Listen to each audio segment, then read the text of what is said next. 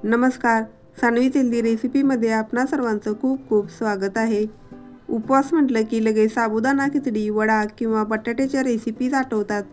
पण मी आज तुमच्यासाठी एक वेगळी, खूपच हेल्दी आणि पोटभरीची रेसिपी घेऊन आले आहे. उपवास स्पेशल कटलेट. या कटलेटची खास गोष्ट म्हणजे यात ना साबुदाणा वापरला आहे ना बटाटा, तरीसुद्धा हे कटलेट बाहेरून अगदी कुरकुरीत, आतून सॉफ्ट आणि खूपच टेस्टी बनतात. उपवासात वारंवार भूक लागते, पण ही रेसिपी खाल्ल्यावर बराच वेळ पोट भरलेलं राहील आणि शरीरालाही ऊर्जा मिळेल. डाएट करणाऱ्यांसाठी, हेल्दी खाणाऱ्यांसाठी आणि रोज तेच ते उपवासाचे पदार्थ खाऊन कंटाळा आलेल्यांसाठी ही रेसिपी अगदी परफेक्ट आहे. चला तर मग वेळ न घालवता पाहूया ही झटपट आणि स्वादिष्ट उपवास स्पेशल कटलेट रेसिपी कशी बनवायची. कटलेट बनवण्यासाठी लागणार आहे तिथे वरीचे तांदूळ. वरीचे तांदूळ मी पाव वाटी घेतलेले आहेत. हे थोडेसे पाण्याने स्वच्छ धुवून घ्यायचे आहेत, म्हणजे मग वरीच्या तांदळामध्ये काही धूळ असेल तर ती निघून जाते. आता यामध्ये अंदाजानुसार पाणी घालायचं आहे. याचा आपल्याला भात शिजवून घ्यायचा आहे, परंतु याच्यामध्ये काही मीठ वगैरे असं काही टाकायचं नाही, फक्त पाणी घालून भात शिजवून घ्यायचा आहे. त्यानंतर इथे मी 2 कच्ची केळी घेतलेली आहेत.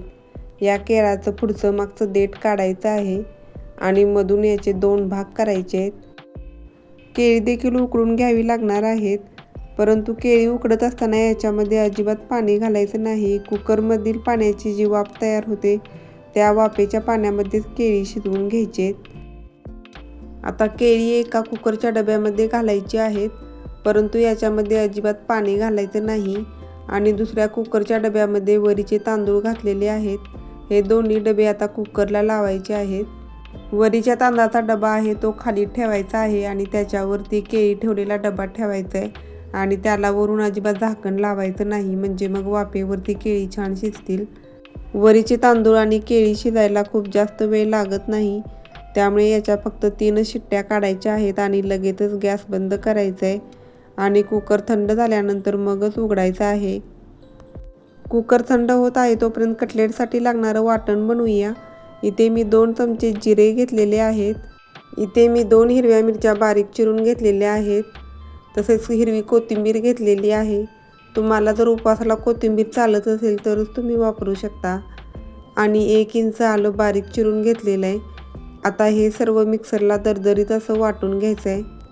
तुम्ही इथे पाहू शकता मी मिक्सरला अगदी दरदरीत असं वाटून घेतलेलं आहे. याची जास्त बारीक अशी पेस्ट करायची नाही. आता कटलेटसोबत खाण्यासाठी मी इथे डीप बनवत आहे. त्यासाठी इथे मी 2 लाल मिरच्या गरम पाण्यामध्ये भिजत ठेवलेल्या आहेत. मिक्सरच्या भांड्यामध्ये आता या मिरच्या काढून घ्यायच्या आहेत. याच्यातील पाणी घ्यायचं नाही, फक्त मिरच्याच घ्यायच्या आहेत. आता यामध्ये मी 2 चमचे दही घातलेलं आहे. त्यानंतर भाजलेल्या शेंगदाण्याचं कूट घालायचं आहे. इथे मी 3 चमचे शेंगदाण्याचं कूट घेतलेलं आहे. तसेच चवीनुसार मीठ घालायचं आहे आणि टेस्ट बॅलन्स होण्यासाठी थोडीशी साखर घालायची आहे. आणि हे सर्व एकत्र मिक्सरला बारीक करून घ्यायचं आहे. तुम्ही इथे पाहू शकता किती छान चटणी तयार झालेली आहे. कटलेटसोबत अगदी छान लागते. तोपर्यंत कुकर थंड झालेला आहे. इथे मी वाफवलेली केळी काढलेली आहे. याचं साल आता लगेचच निघतं. सर्व केळीची साल ही काढून घ्यायची आहे. कटलेटमध्ये केळाचा वापर केल्यामुळे कटलेटला छान असं बाइंडिंग येतं. आता ही केळी एका भांड्यामध्ये घेतलेली आहेत आणि मॅशरने अगदी बारीक करून घ्यायचं आहे. तुमच्याकडे मॅशर नसेल तर तुम्ही हाताने देखील कुस्करून घेऊ शकता. केळी वाफवून घेतलेली असल्यामुळे मॅशरने अगदी सहजच बारीक होतात. तुम्ही इथे पाहू शकता अगदी लगेचच सर्व केळी बारीक झालेली आहेत. आता यामध्ये आपण वरीचा जो भात शिजवलेला होता तो भात घालायचा आहे. तुम्ही इथे पाहू शकता भात अगदी छान असा मऊ शिजलेला आहे आणि अगदी पांढरा शुभ्र देखील झालेला आहे. आपण हा भात संपूर्ण वापरायचा नाही, याच्यातील लागेल तसा थोडा थोडा चमच्याने घालायचा आहे. सुरुवातीला इथे मी 3 चमचे भात घातलेला आहे आणि व्यवस्थित मिक्स करून घेत आहे. थोडंसं मॅशरने देखील व्यवस्थित मिक्स करून घ्यायचं आहे, म्हणजे मग कटलेटला देखील व्यवस्थित आकार देता येईल. आता यामध्ये मगाशी बनवलेलं वाटण घालायचं आहे. या वाटणामध्ये जिरे, मिरची, कोथिंबीर आणि आलं घातलेलं आहे. हे देखील याच्यामध्ये व्यवस्थित मिक्स करून घ्यायचं आहे। आता यामध्ये थोडंसं शेंगदाण्याचं कूट घालायचं आहे। शेंगदाण्याचं कूट घातल्यामुळे कटलेट खात असताना मध्ये मध्ये थोडासा क्रंच जाणवतो।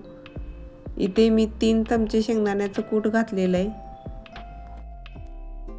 आता यामध्ये चवीनुसार मीठ घालायचं आहे।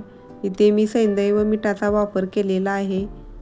आता हे सर्व व्यवस्थित मिक्स करून घ्यायचं आहे आणि याचे कटलेट बनवायला घ्यायचे आहेत। कटलेट बनवताना सुरुवातीला हाताला थोडंसं तेल लावलं तरी चालेल, म्हणजे मग हाताला चिकटणार नाही। आता याचे कटलेट बनवायचे आहेत। तुम्ही कटलेटला हवा तो आकार देऊ शकता। मी इथे गोलच आकार देणार आहे, म्हणजे मग फ्राय करायला थोडंसं सोपं पडतं।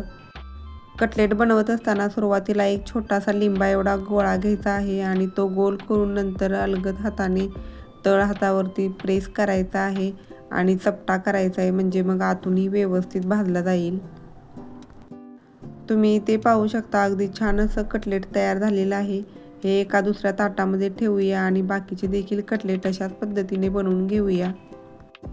हे मिश्रण बनवताना याच्यामध्ये उकडलेलं केळ घातलं आहे, त्यामुळे छान बाइंडिंग आलेलं आहे आणि कटलेट बनवत असताना अजिबात त्याला भेगा पडत नाहीत। अगदी व्यवस्थित असं कटलेट बनवून तयार झालेलं आहे। कटलेटमध्ये केळ आणि वरीच्या तांदळाचा वापर केलेला आहे।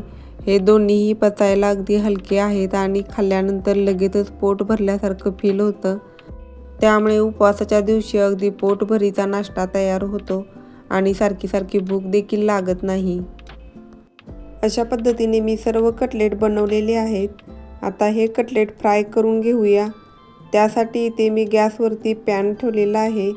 पॅन थोडासा गरम झाला की याच्यामध्ये तूप घालायचं आहे। इथे मी तुपाचा वापर करणार आहे। तुम्ही याऐवजी तेलाचा देखील वापर करू शकता। जे उपवासाला चालतं ते तेल तुम्ही वापरू शकता। पॅन गरम झाला की लगेचच याच्यामध्ये कटलेट घालायचे। कटलेट घालत असताना थोड्या थोड्या अंतरावरती घालायचे आहेत, म्हणजे मग एकमेकांना चिकटणार नाहीत। आणि गॅसची फ्लेम ही लो ठेवायची आहे। लो फ्लेमवरती एक बाजू व्यवस्थित भाजून घ्यायची आहे आणि नंतर मग पलटायचे आहेत।